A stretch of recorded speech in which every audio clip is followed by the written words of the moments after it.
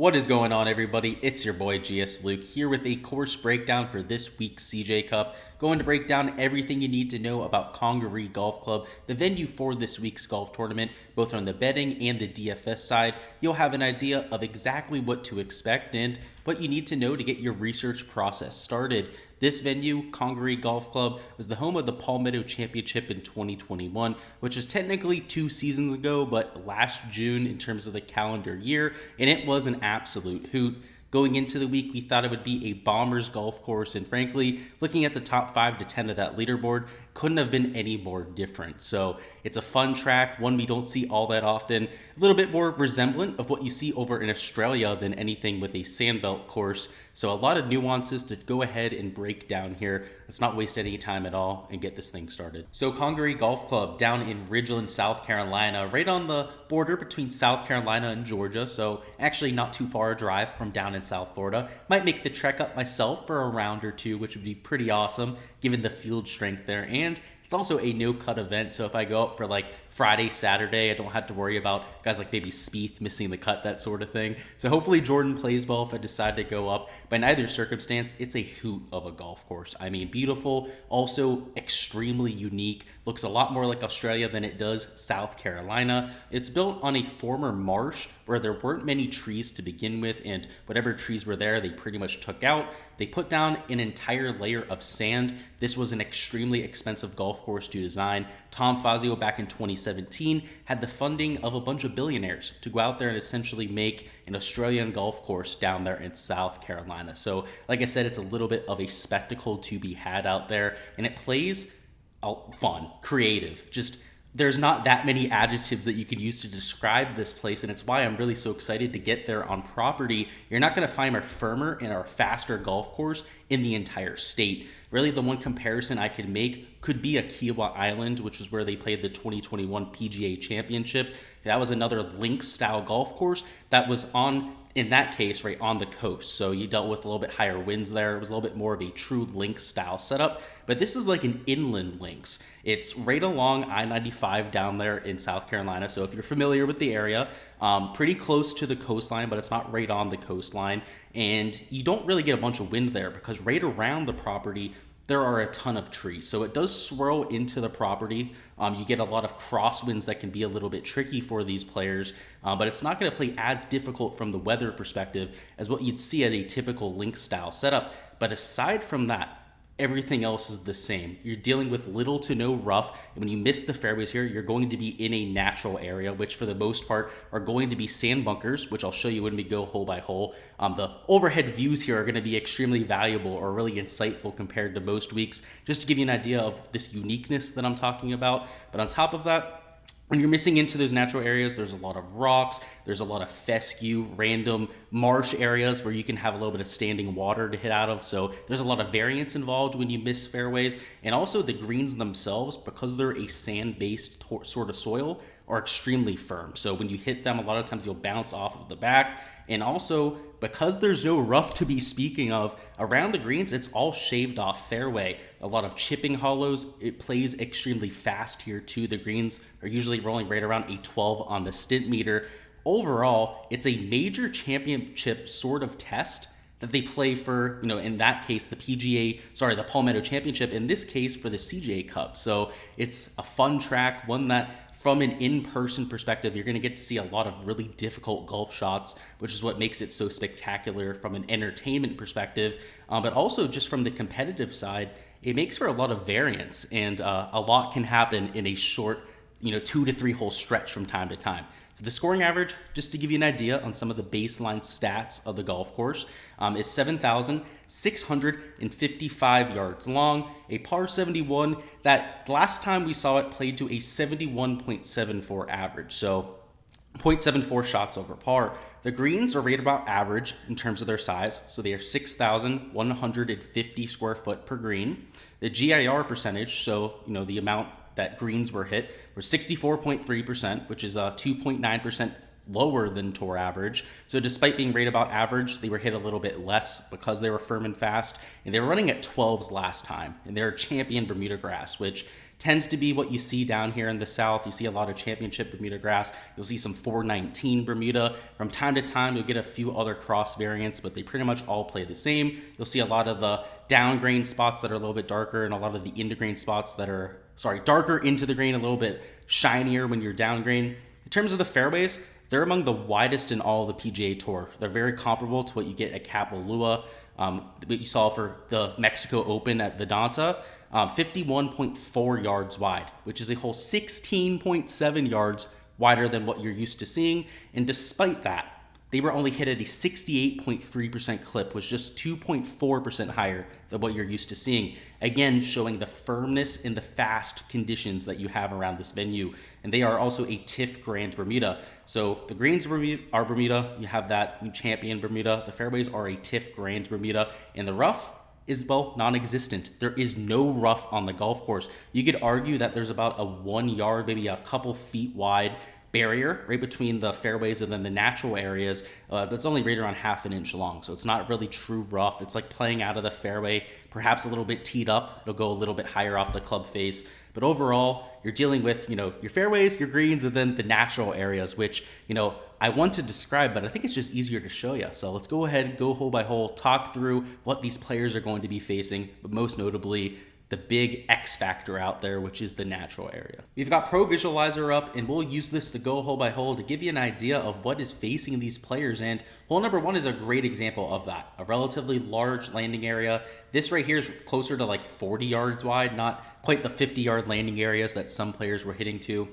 Over on the left, you can see that little sand bunker, right? And pretty much the entire property outside of the fairways is going to be these sandy areas with some fescue in it. You can see some trees overhanging the left side too. So if you end up in this sandy area, a lot of times you can't even go at the green, right? You got to go out sideways because of some of those trees. So a lot of players are going to bail out to the right, where you also have patches of fescue. So there's not really a miss to be had here. If you miss in this right natural area, you also bring in a fairway bunker in front of the green. It's just a beautifully designed golf course. I have to give Tom Fazio credit where it's due.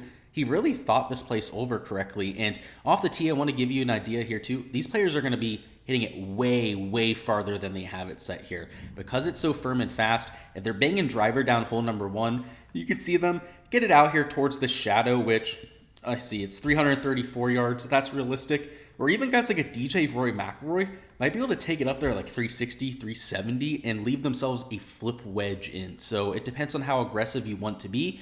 There's not a huge difference with that, right? Because obviously the angle off the tee, it's even easier to bail out right if you decide to just take driver rather than a 3-wood, because if you miss over here to the right, you can see it cuts off a little bit. You got to take it down the left side to take a driver out, but you have all this expanse over here where it's fairway, whereas if you're missing out to the right over here, you're usually going to run through into some of these fescue patches. So it's a risk-reward sort of golf course where you're going to see that effect on almost every tee shot. I imagine a lot of these players are going to be a little bit confused by what to do on a lot of holes. Next up, it's 580. It's a par 5. This one, you can be a little bit more aggressive off the tee as well with some of the rollout that these players will get.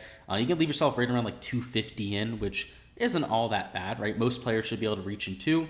Hole 3 is a drivable par 4. They have this set up for the layup, which I don't expect anyone to do. Almost everyone should at least try to get it up near the front of the green, but given how firm it was that when we saw the Palmetto, players were easily able to get it to the surface. So expect that to be a birdie hole.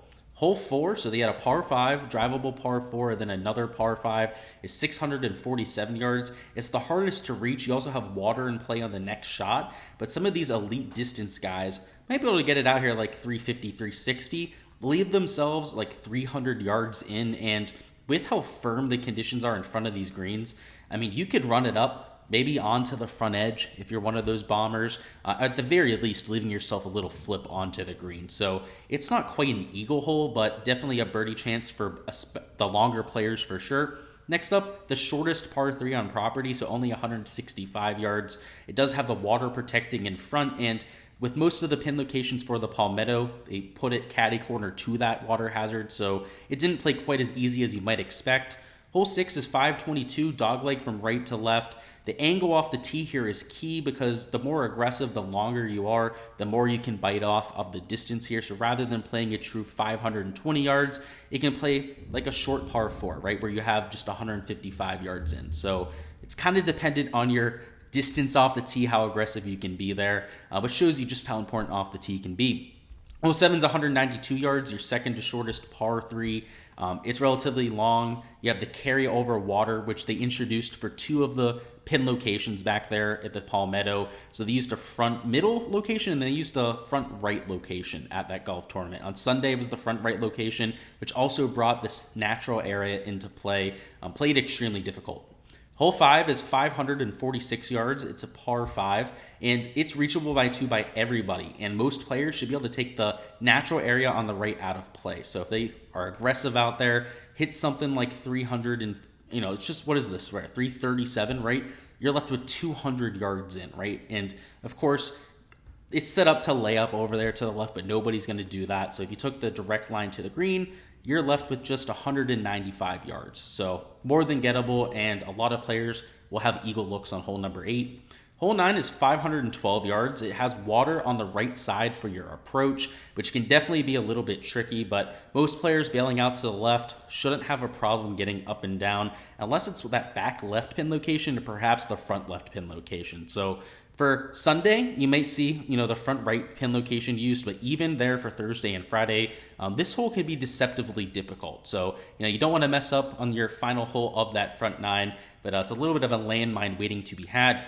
Hole 10 is a lot more difficult, so if they decide to use split tees, which I think they're going to do for the 78-player field, you're starting on an absolute brute. 203 yards, likely going to play over par in a tiny postage stamp of a green. So you can see all the runoff areas. All of this is fairway where it's sloped down to the bottom here. So if you end up missing the green, that miss is only going to be exaggerated, and you're dealing with a tiny surface to stop the ball on. That's really a challenge that you're going to see on most holes around here. Next up, hole number 11 is 486.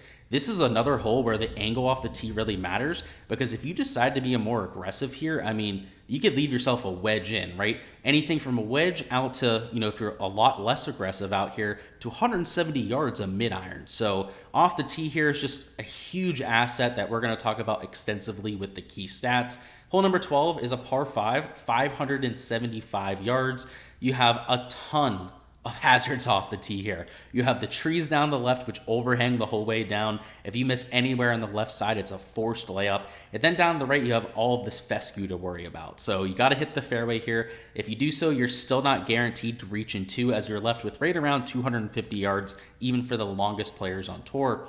Hole 13 is 458 yards. You do have the marsh area down the left, which can be a little bit troublesome. There's a few trees down the right too, which if you end up in the natural area can force a little pitch out to the left. Just driving accuracy both and driving distance are huge factors here, right? Because you can cut off a lot of the distance if you're a longer player, but also you need to avoid a lot of these hazards. So you can't just be a distance guy. You also have to be somebody that's capable of going out there and keeping it in play. Next up, 250-yard par 3. So you're starting to get to the teeth of this golf course. It's not even that large of a surface either, kind of similar to that other 200-yard par 3, and all the area around it is sloped down to chipping hollows. So if you go over, you end up in the natural area. You miss to the left, you're over in this chipping hollow. Miss to the right, you're also screwed over there, perhaps even in the natural area. Just overall, there's not a miss to be had there, and you're going to see a ton of bogeys at hole 14. Hole 15 is 368, so you get a little bit of a reprieve after that, very difficult hole, and you're going to see a few guys sniff the front of this. So if you're aggressive, you decide to take the green on, you got to get it over that fairway bunker, which is right around 300 yards. Most players should be able to take care of that. With the rollout, getting it to 330 to the front of the edge is also very possible. So perhaps an eagle look or two for guys like a Rory McIlroy or Scotty Scheffler.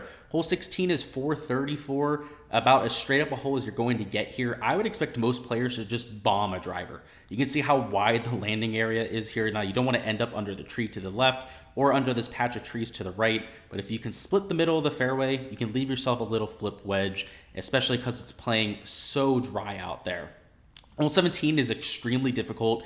It is 540 yards and a par 4. So This is about as difficult as it's going to get out here, but you can cut off the corner if you decide to take it on, which with a 330-yard drive, you can leave yourself something that's reasonable in, but a lot of players are going to have to be a little bit more conservative, particularly if you're not all that long off the tee, leaving in what you're usually using as an approach into a par 5 into a par 4 here. So for a par 71, if you look at the approach distribution, is actually a ton of long iron shots, even though there's a bunch of holes that are like 350 to 400 yards.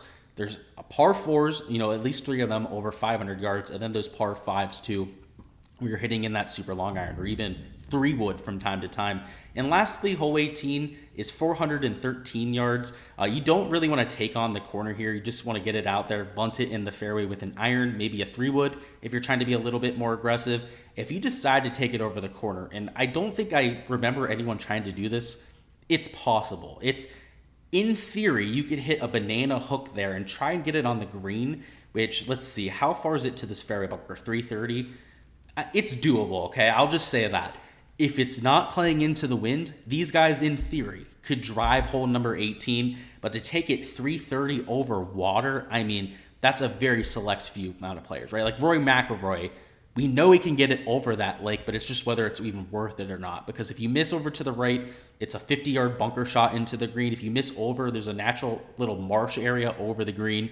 It's just you would have to be behind 2 or something like that going into 18 to try and justify that kind of play. So that's what we're dealing with in terms of the golf course. Let's go ahead and break down the stats now. Now that we've seen the golf course, let's go through my key stats for analysis that I'll be using to identify my top plays of the week. So first off, we've got shots gained off the tee, which includes both distance and accuracy off the tee. If you saw the hole-by-hole breakdown, that shouldn't be a surprise to anybody. With how many hazards are to be had, you have to keep the ball in play. But if you have that elite distance and can hit fairways, you're looking at being able to cut off a lot of the corners, a lot of natural areas, which can open up just a ton of birdie looks for some of the more aggressive players. So I'm looking for both that elite distance and accuracy combination. At shot number 2, we've got shots gained approach. Most specifically, the long iron ranges are some of the key metrics that I'm looking at this week. So the 175 to 200 yard range, also that 200 to 225 and 225 to 250 range